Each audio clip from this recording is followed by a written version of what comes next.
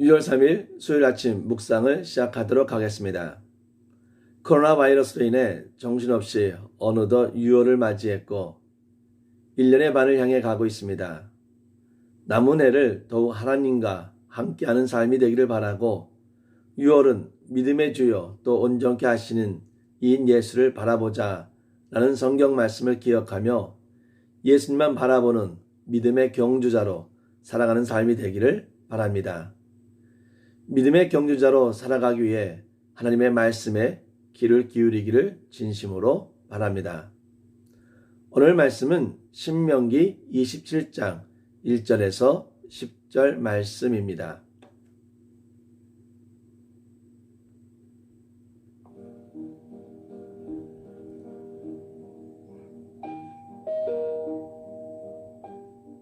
신명기 27장 1절에서 10절 말씀입니다. 모세와 이스라엘 장로들이 백성에게 명령하여 이르되 내가 오늘 너희에게 명령하는 이 명령을 너희는 다 지킬지니라. 너희가 요단을 건너 내 하나님 여호와께서 내게 주시는 땅에 들어가는 날에 큰 돌들을 세우고 석회를 바르라. 요단을 건넌 후에 이 율법의 모든 말씀을 그 위에 기록하라. 그리하면 내 하나님 여호와께서 내게 주시는 땅, 곧 젖과 꿀이 흐르는 땅에 내가 들어가기를 내 조상들의 하나님 여호와께서 내게 말씀하신 대로 하리라. 너희가 요단을 건너거든 내가 오늘 너희에게 명령하는 이 돌들을 에발산에 세우고 그 위에 석회를 바를 것이며 또 거기서 내 하나님 여호와를 위하여 제단 곧 돌단을 쌓되 그것에 쇠연장을 대지 말지니라. 너는 다듬지 않은 돌로 내 하나님 여호와의 제단을 쌓고 그 위에 내 하나님 여호와께 번제를 드릴 것이며 또 화목제를 드리고 거기에서 먹으며 내 하나님 여호와 앞에서 즐거워하라. 너는 이 율법의 모든 말씀을 그 돌들 위에 분명하고 정확하게 기록할지니라. 모세와 레위 제사장들이 온 이스라엘에게 말하여 이르되 이스라엘아 잠잠하여 들으라. 오늘 네가 내 하나님 여호와의 백성이 되었으니 그런즉 내 하나님 여호와의 말씀을 청종하여 내가 오늘 네게 명령하는 그 명령과 규례를 행할지니라.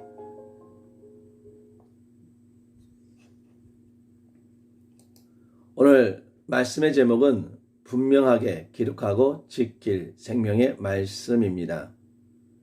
1절부터 5절의 말씀은 말씀을 돌들에 새기고 제단을 쌓으라입니다. 여호와의 말씀을 기억하여 지키라고 명하신 하나님께서는 이제 하나님의 말씀을 잊지 않고 기억할 수 있는 좀 더 구체적인 방법을 제시해 주셨는데 그것은 하나님의 말씀을 돌에 새겨 보관하라는 것입니다. 말씀을 큰 돌들에 세우고 석회를 바르라 라고 기록하고 있습니다. 이라는 행위는 돌 위에 새긴 글씨가 분명하고 선명하게 나타나 볼 수 있도록 표면을 해고 매끄럽게 하기 위한 것입니다. 요단을 건너 여호와께서 주시는 땅에 들어가는 날 행해져야 하는 명령입니다. 제일 먼저 그 땅에 도착한 자는 먼저 큰 돌을 세우고 석회를 발라 노아 모든 이가 요단을 건널 때까지 그 돌들 위에 기록할 준비를 다 마쳐야 합니다. 이것은 약속의 땅에 이른 후에 제일 먼저 행해야 할 것이 율법을 기억해야 한다는 것입니다. 왜냐하면 이 율법을 잊어버리면 그 땅은 젖과 꿀이 흐르는 축복의 땅이 아니라 하나님의 저주가 내리는 저주의 땅이 되기 때문입니다.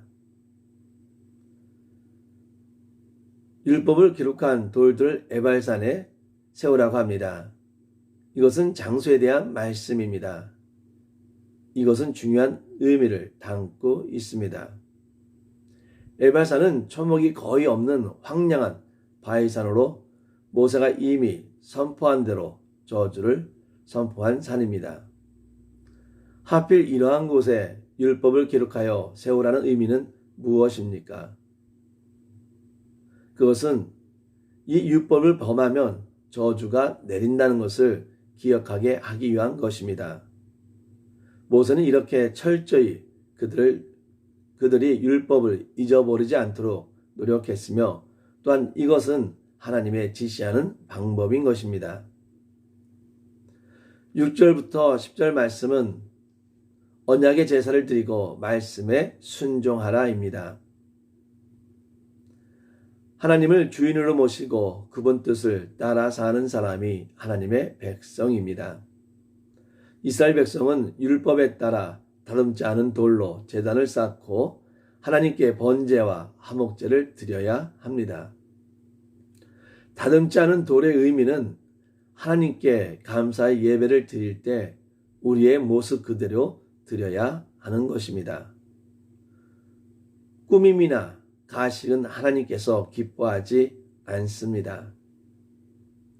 번제와 화목제는 하나님의 사랑과 이웃사랑의 정신을 율법 안에 깃들어 있음을 보여줍니다.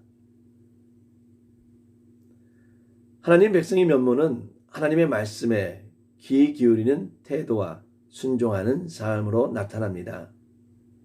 우리의 말씀에 순종하는 삶을 살기를 바랍니다. 이 시간에 나를 지켜주는 말씀을 읽어드리도록 하겠습니다. 나를 지켜주는 말씀. 한 TV 프로그램에서 취재기자가 91세 할머니에게 물었다. 할머니, 소원이 뭐예요? 남들이 들으면 욕하겠지만 오래오래 사는 게 소원이에요. 왜 그렇게 오래 살고 싶으세요? 오래 살아야 내 딸을 돌보거든요. 노안의 몸 가누기도 여의치 않은 그 할머니는 두 다리를 제대로 쓰지 못하는 중증 장애를 가진 70세 넘은 딸을 돌보며 살았다. 할머니는 다른 사람의 부축이나 보조 장비 없이는 걸음조차 떼기 어려운 이 딸과 평생 함께했다. 화장실을 갈 때도 목욕을 할 때도 늘 함께했다. 이 할머니가 91세까지 사신 비결은 딸이다. 그 버거운 삶이 할머니를 지켰다. 하나님 말씀이 일평생 져야 할 버거운 짐으로만 느껴지는가? 누구든지 말씀을 짐으로 여겨 피하려 한다면 위험에 노출된다.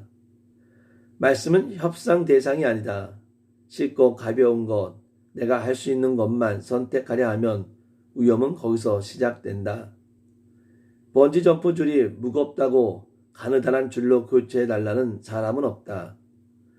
줄이 거추장스럽다고 잘라달라는 사람도 없다. 그 줄이 생명줄과 같기 때문이다. 말씀이 생명줄이다. 불편할수록 안전해진다. 무거운 짐일수록 신앙의 균형을 잡아준다. 그러므로 성도는 말씀을 단단히 붙들고 하나님이 이끄시는 길로 가야 한다. 우리가 말씀을 지키려 애쓸 때 결국 그 말씀이 우리를 지킨다. 말씀을 지키는 수고가 성도의 삶을 안전하게 한다. 오늘 이 말씀을 통해 내 마음에 새길 말씀은 무엇이고 그 말씀에 순종하며 살아가고 있는지 생각해 봅시다. 오늘 말씀을 통해 하나님을 사랑하고 이웃 사랑함이 하나님의 백성의 모습임을 기억합시다. 나는 하나님의 백성으로 어떠한 삶을 살고 있는지 생각해 보기를 바랍니다. 기도하겠습니다. 하나님, 우리 하나님은 복을 주시는 하나님인 줄 믿습니다. 저희를 하나님의 자녀, 하나님의 백성으로 삼아주시고 하루하루 은혜 가운데 복을 주시며 살아갈 수 있도록 인도하여 주셨음에 너무나 감사드립니다. 하나님의 자녀들이 꼭 기억하게 하여 주시옵소서. 하나님의 자녀가 말씀 가운데 거할 때, 말씀에 순종할 때 하나님의 복이 따름을 기억하게 하여 주시고 우리 심령 가운데 말씀이 사라질 때는 우리의 삶이 주님의 복이 떠남을 깨우치게 하여 주시옵소서. 우리의 말씀을 심령 가운데 새기게 하여 주시고 그 말씀을 통해서 복을 누리게 하여 주시옵소서. 하나님, 우리가 그의 말씀에 얼마만큼 순종하고 있는지, 또 하나님의 백성으로 어떠한 삶을 살고 있는지 생각해 보게 하여 주시고, 하나님의 백성으로 하나님을 사랑하고 이웃 사랑하며 하나님의 말씀에 순종하며 살아가는 자 될 수 있도록 인도하여 주시옵소서. 모든 영광을 주 앞에 드려오며 예수님의 이름으로 간절히 기도합니다. 아멘. 오늘 수요 아침에 아침 묵상에 참여해 주신 우리 성도님께 다시 한번 감사를 드리고, 오늘 하나님 말씀에 순종하며 살아갈 때 하나님의 은혜와 하나님께 주시는 그 큰 복들을 누리며 살아갈 수 있는 복된 하루가 되기를 진심으로 바랍니다. 감사합니다.